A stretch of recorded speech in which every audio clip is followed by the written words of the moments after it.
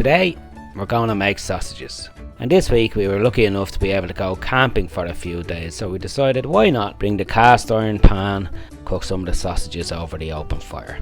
Now the first thing we need to do, of course, is get a fire going. The first step is to break down the wood.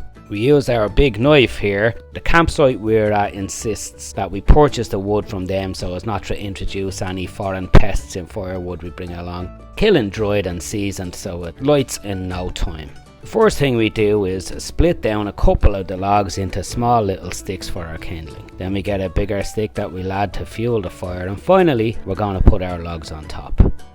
When you've got all of that, all you need to light it is just one small piece of paper. Here we're just using one piece of kitchen towel. Shape your sticks around it, light the paper and let it go. In a couple of seconds it'll catch, and then you can add some of your bigger sticks.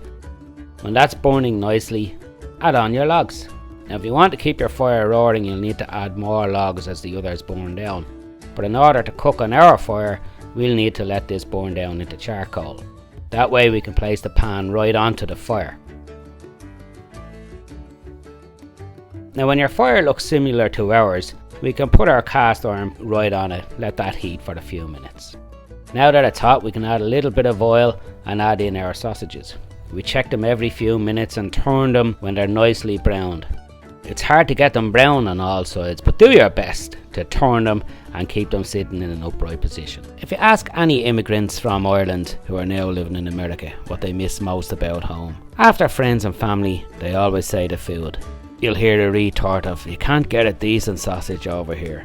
Can't buy a rasher anywhere, and the bread is terrible."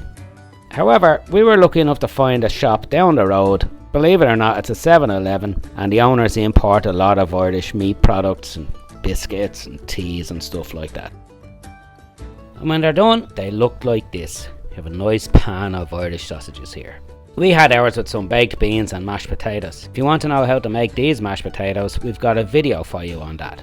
This is an easy camping meal. Once your sausages are done, put another few logs on the fire and it'll be ready to make s'mores by the time your dinner is finished. And remember, the world is a better place because you're in it. And we can do this. With the rashers and sausages, rashers and sausages, rashers and sausages, rashers and sausages.